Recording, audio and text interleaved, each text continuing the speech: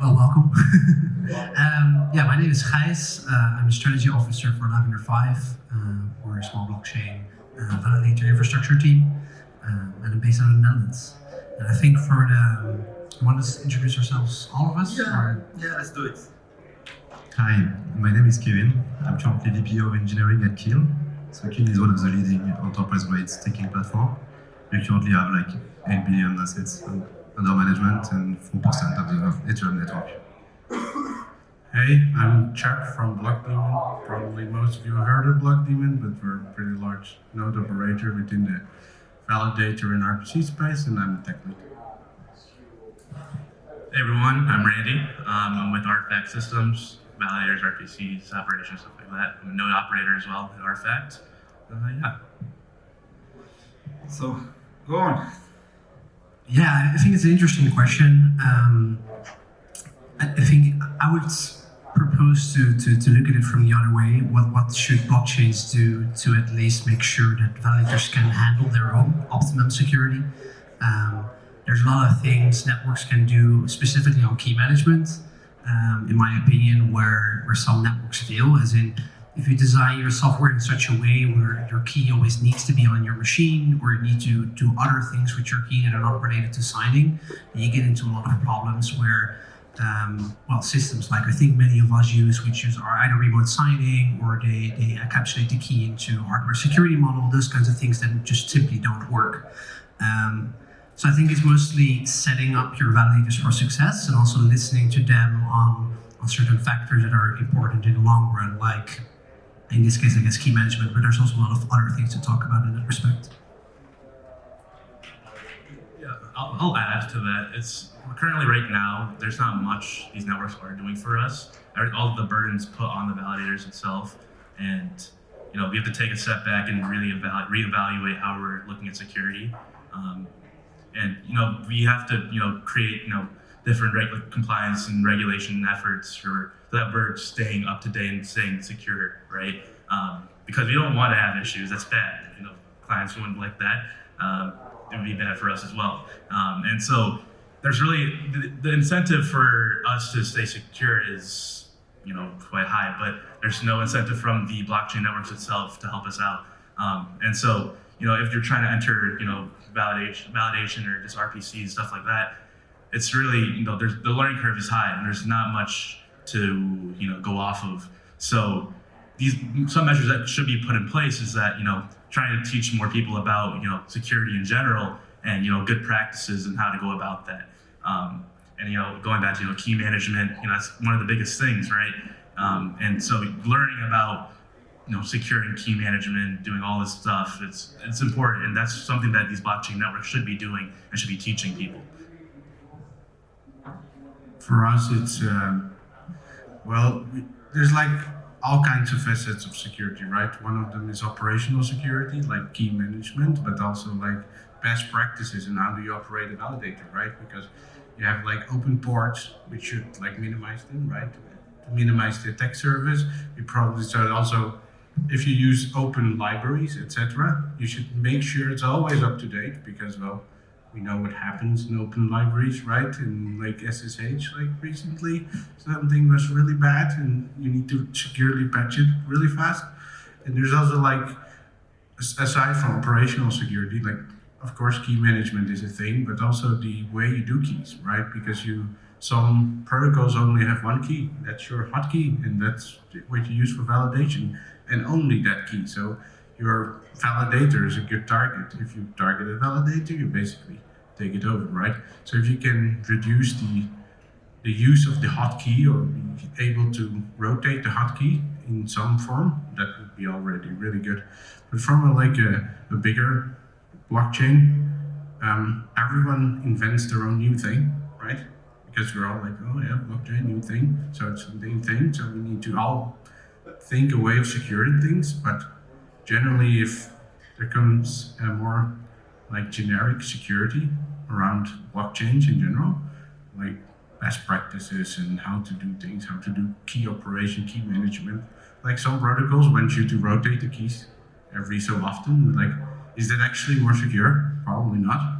Like, yeah, it's a risk that people touch the keys and do something wrong, and availability of your validator might go down, right? Availability is also part of security. A lot of people forget that there's more parts to security than only operational security, right? So, yeah, I spoke too much already. To add on that, I really think like blockchain network should focus on like the day-to-day operation and how it's going to be for another operator to run a protocol in the long term. So as you said, like there is maybe remote signing. Key rotation is a really big part because, like, as you know, in a company, like people come and go, and not being able to rotate keys are really big security issue. And I'd say also like offering like clear packaging and ways to deploy and so on and so forth. So thank you. You almost answered to all of the questions of the panel until now, so we will place another guest. So thank you. I will jump to the next question. I know that you have a lot to say. I just will say that this is kind of a shaming point because we chose all of you because you're coming from good companies that care about security. There is other many validators company that doesn't care about security.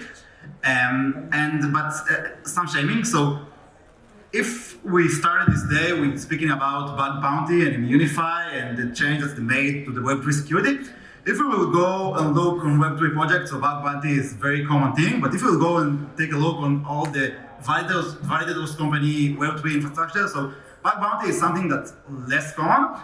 Blockdaemon has their own bug bounty program, still not public, but there is bug bounty program.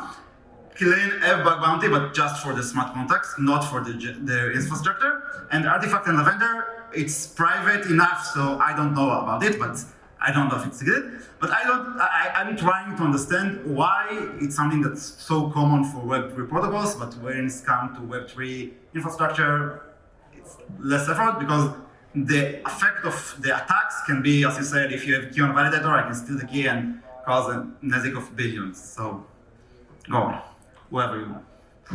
Yeah, from our side, it can be really expensive. Like a bug bounty program is not free, in that, not only in the sense. Also, attacks, it's not free. I mean, they take your money. Yeah, of course, but like you also need resources to be able to do the due diligence of like all the bug reports, right?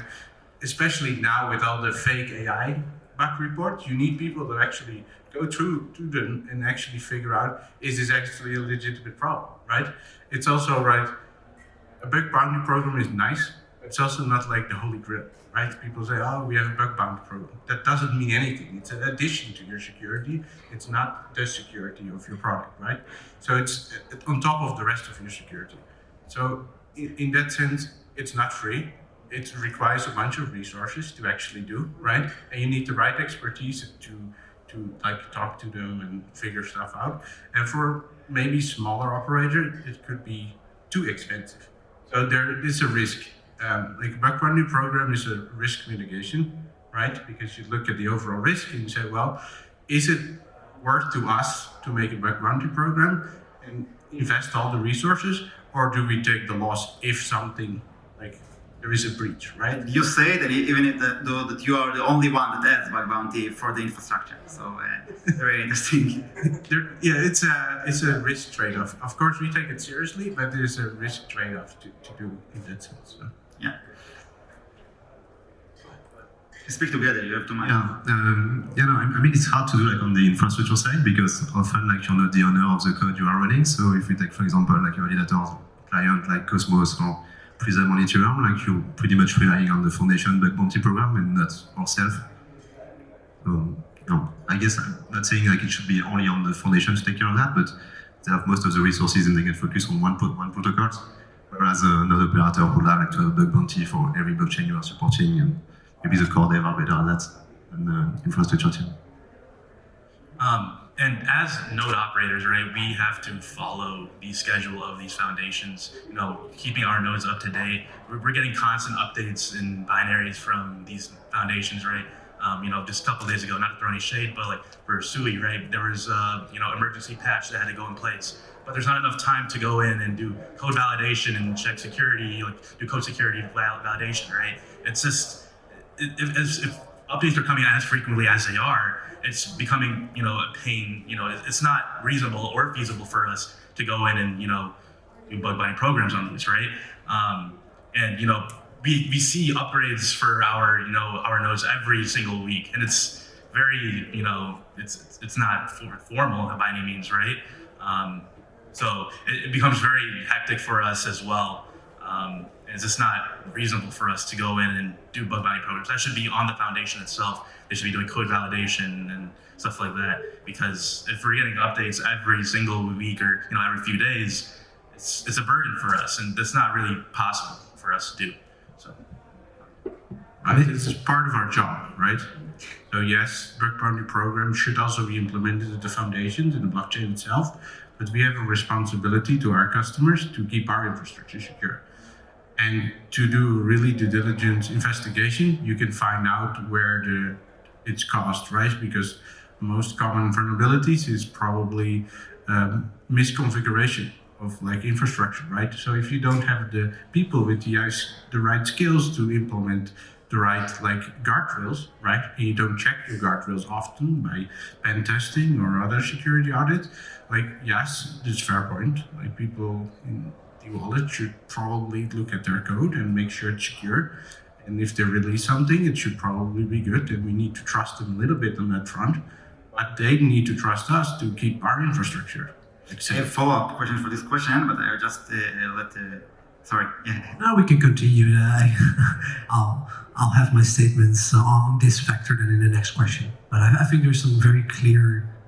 I think the thin lining here is that we have the binaries and all of the libraries and sources you use, and you have your own infrastructure and your own additions. I think on the infrastructure front, this is a question that it got to me. It was oh wait, we really need to look into this actually, whether we can do this on a pen testing and infrastructure front.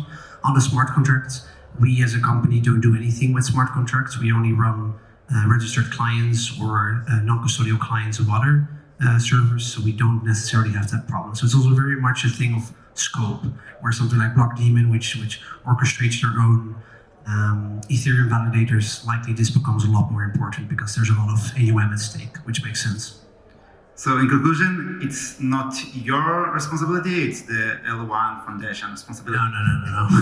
That's what I will say. No. I think there's you have your own sites, which you should 100% look at, and then there is a code that comes from the open source projects, and in some cases this is literally closed source. In that case, I think the foundations have some role to play. In networks where it's a lot more decentralized, we should definitely check things, and this has happened many times for chains where, maybe most notably in the Cosmos, there's many times where an upgrade simply doesn't happen because the validator alarms a red flag and says, hey, this doesn't work. if the foundation will incentivize for that, you think that we will see change, that suddenly all of the validators company will have bug bounty program and like that? I don't think so. And you're the only one that has bug bounty program. Yeah, but a bug bounty program only works if you have eyes on the problem, right? And the monetary value needs to be really high. Do you want a lot of eyes on it, right? You have lower skilled researchers that are learning, and they try to find the lowest hanging fruit, right? But that's not what you want. You want the big eyes on your problem because you probably already fixed that low hanging fruit, right? Partially agree. And it maybe goes also very in deep, but I think I think these three companies might have the resources to do this and might have the people to do it, as in we have developers that are very, very familiar with either Golang or Rust and can look into it. But the validator business is very diverse, with companies that are focusing merely on specific communities or focusing very much on, their influence in the space and research. I think it's for specifically the client side, so the binary of the foundation, I think there is something to say for specific validators having the knowledge and actually tackling that and being incentivized for that, which does happen, and other validators who are simply not able to do this because in the end the space is still very immature, and there are validators that are maybe less secure but have other pros that are still in the set. They tackle other things. Thank you. So I'm feeling I'm not a nice moderator, so I'm sorry for that, but I need to ask a hard question. So yeah, let's talk about something else. Let's say I have a lot of Ethereum and I want to stack it. how should the assets, which company should I choose from the security aspects? Yeah, if you want to set your assets somewhere, you always need to do diligence, even if you're selecting a partner, right? And part of the due diligence is like, how do an operator actually do with security? And do they have like a SOC or like an ISO certification? So you have like some assurance that like they take security seriously, right? And it's audited by an external factor. You also want to check like, if there was a security breach, how did they handle it, right? If they were like really secretive about it, like that might not be as good as someone that's more open and say, well, here's a bunch of problems, it was identified, we fixed it. And for what we do, we have insurance, like slashing insurance, right? So if we made a mistake, our customers get like, okay, we acknowledge you lost rewards and we will compensate you for our mistakes. And that gives them more confidence, like, okay, you did something wrong, but you take it on, you fix the problem, and I still get paid in the end. That's like what they like, of course. So, yeah, from like that perspective, those are the most points a customer, because it's like really good due diligence on how people do security is really hard. Most of the time, the procurement doesn't understand security really well. Yeah. There's like a few things that they can look at. Randy? Sorry. Yeah, no, I totally agree. I think going back to compliance is one of the biggest things. You know, following ISO and NIST, compliance rules, right? That's the biggest thing as like a customer. If I was looking at a company, right, I would want to know that they're compliant with up-to-date security standards, right? And also, looking at audits, third-party audits, that's huge, right? You want to know that you are effectively securing your network, right? So I think compliance in general is the biggest thing that anyone should be looking for, and that's something that we all value, that we value at Artifact as well. Compliance is something that we strictly abide by, and that's everyone should be doing, following these regulations, right? I think the ISO standard, I think it's 22071, right? That is specific to our security, cybersecurity, and that's something that we should all be following and understanding and going about. So I totally agree with that. Like, all the point you just said, like certification, of course. But I would add on maybe trust and transparency. I mean, like having great online knowledge that you can share with your customer on your best practices. For example, what are you doing around slashing, about insurances and stuff like that. Yeah, maybe also having, for example, at Kin, we have like public security pages when you can when you can ask for all of our documents, like SOC 2 Type 2 report, pen test report that we do like quarterly, smart contract tests and stuff like that. So yeah, being pretty open with customer helps build trust, actually. Now? I'll say one thing, and these security pages are awesome. That's all I want to say. I think all of you three have them probably, where you simply have everything labeled out. And the certifications are important. I think the only caveat I would say there is that they're hard to get and they take a very, very long time. So if you're a smaller company, it's just a lot harder to get that over the line because your practices are more involved within a few amount of people. So it's not to say we're not cool enough, but it's definitely been harder for us to get this over the line. So we're working towards it. But that's an interesting assessment. How do you assess the security of a single validator? Then the question becomes a lot harder because it's just one person. What happens to them if something happens? Maybe that's the next question. All right. So the next question, actually, I want to focus. It's yours. I want to focus on some aspects, but you can choose any technical aspect that you want to focus. I will cut you, so you have 1 minute for each one of you. I especially interested about how can a Validators company leverage the profits of hardware, for example, for HSM in the cloud era, because most of the servers you don't have access to hardware tokens and that. So how can you do that? You can speak about other stuff you want. Go on. I'll take the monitoring front. I think many validators take monitoring not seriously enough, whereas they don't cover a lot of external edge cases. I think that's by far the most important, because the most slashes and the most security impacts we actually see nowadays are simply validators that didn't get notified. So I'd say open source your monitoring, work on it with other people, publicize your dashboards, use external RPCs from people like Blockdaemon or Kiln to actually look at your own systems and then thereby profit off the security of others. I think that's, for us at least, by far the most important thing to upgrade your security practices. For us, we like bare metal a lot because we own the hardware, or at least we procure the hardware for the company that's fed it. Right, so shared hardware is always a risk, like cloud VMs, etc. We like bare metal the most. In that sense, it's also good to have like operational security in the sense of like least amounts of port erosion, firewalling, like all of those things. SSH access, like limited to only people that really need it. Like basically lock down any validators you have, and only to the operator or like the engineers that really need it for any reason. And that should be limited as much as possible, right? And update as frequently as possible. Like securely, right? You should not like cause downtime and that kind of thing, but upgrade like your OS. And not only like the protocol, but also the OS and the underlying packages and everything as frequently as you can, as long as it's safe. How do you determine that? That's up to everyone else. That's expertise, right? And monitoring is the biggest thing, right? If you know you're breached or you know that something is wrong, someone should look at it ASAP. Well, in like terms of like, if it's really bad or it's okay, as long as like you have resources to do that.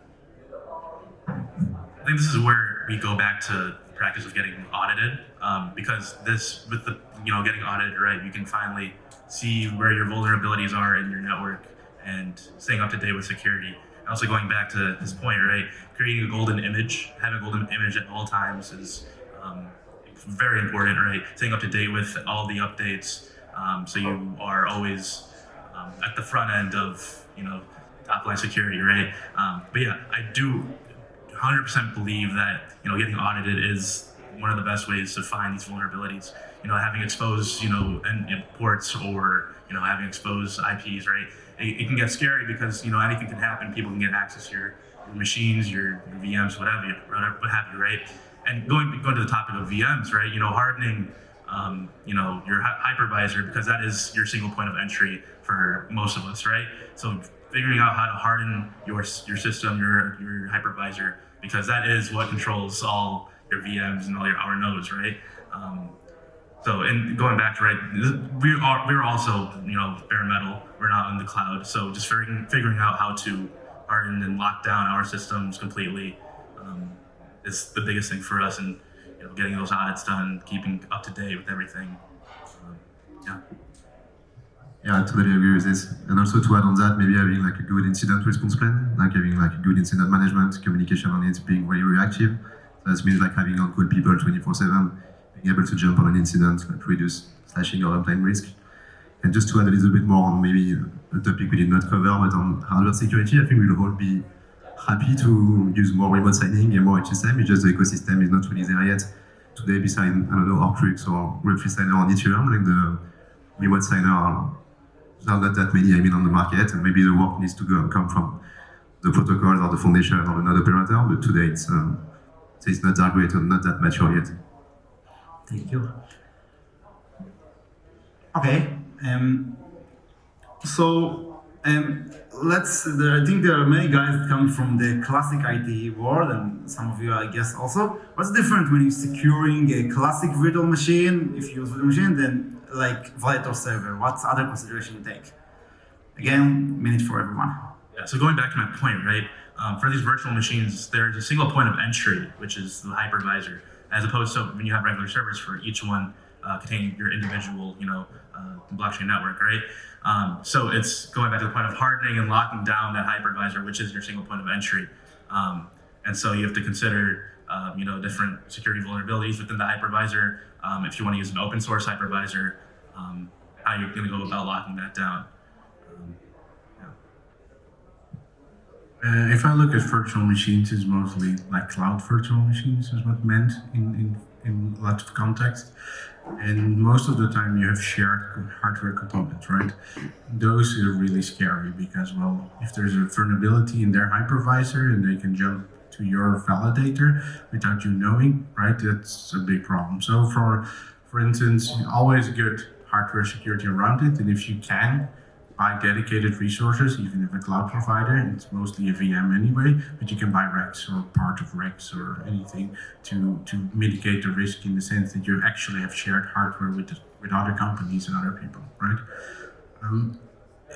Virtual machine is not really that different from regular service in like operational security. It's still the same. You still need to do patching, make sure you're up to date, but you need to be really due diligent what kind of cloud provider you choose, right? Do they have the right things in place? It's the same as like, why would a customer come validate with us, right? It's for us the same. Why should we use your VM, right, in the cloud or wherever? So you also need operational security at their sides, ISO, SOC compliance, like everything. Most of the larger providers have that already, but if you want to use a smaller provider, make sure they also like security conscious and aware. Yeah, I think the only thing that's maybe important to mention here is that many validators don't use virtual machines or the cloud. Many of the smaller validators simply operate on the cheapest bare metal servers they can find. I think a lot of what has to do with how you separate normal, I guess, Web 2-esque VMs or Web 2-esque servers from what you do in Web 3 is redundancy. That might sound strange, but in the end, a lot of the things we're fighting for is decentralization or the effect of not having the problem of one person going down. So I think there's a lot still to do in having people offer enough redundant services for their VMs or their servers specifically. So if you have bare metal, you have bare metal in multiple locations. If you have bare metal, you should maybe also have some rented bare metal at another data center to actually duplicate your systems. So it's a duplication effect, which I think is very important to think about in Web3. Okay, so we have like 2 minutes, so you can choose if you want to answer the question or just saying some finishing words. Yeah, just talk a little bit about system downtime. I think like saying it should not be an option is maybe like not the correct way to say it, because I think slashing in our case is worse than being down. So you really need to be mindful of that, because like doing everything to reach high availability might cost you a lot more than being done like 10 minutes per month for a protocol upgrade. So that's really what you should watch for. Like, for example, if you have an incident and you're really quick, you want to move from one location to another, you're going to move the validation keys. Like pretty much all of the slashing that happens on chain comes from an operational level, from the node operator. I agree with that. Also, for blockchain, should probably implement a safe system to fail over, right? Because normally that's not really a thought. So to fail over a validator, you basically need the old one down to make sure it's actually not validating on chain and put the new one up. And basically, if you do a failover, you always have kind of downtimes unless there is a system in place to prevent that. And that's not a lot of chains do have that. So if there's really no option, right, you can update in place most of the time, right? If you leverage Docker or anything, you can spin up a new container that already spins up and the old one you spin down. Basically at the same, so the minimum downtime is a thing. And for operational security patching, yes, you can do OS patching, etc. like most of the time fully. If you need a kernel update, you can basically figure a frame out if you can fail over, if it's safe to fail over, and then update the kernel if really necessary. And this goes back to best practices, having redundancy, high availability, load balancing. Redundancy is probably the biggest factor to this, right? Having multiple different systems in different locations, all running at the same time. Obviously, one's validating, but just roll over to your redundant server if it did happen to go down, right? And the use of load balancing is important as well, because you need to redirect your traffic to a new server. So having the strategy of high availability and redundancy is extremely important, and should be always used, and that's what we employ, right? We should be employing that. We always do. So yeah, redundancy is definitely the biggest key for this, for sure. Want to say something? I see the time is already up, but I'll take 15 seconds. I agree with the two gentlemen to my left on the fact that spinning down things and then spinning them back up is the hardest. So the best thing you can do is either have remote signing or have a system that separates these two roles for you, either in protocol or out of the protocol. That's the best way to avoid downtime and avoid security errors from operators, because you can simply not double sign in that case. So thank you all of you. I would just say that the main thing I'm taking from me is that next time I should invite the foundations, because they're incentivized all the security, and next time I'll invite them. Let's free food for you. But thank you so much for being here. It was very interesting and lovely. Thank you.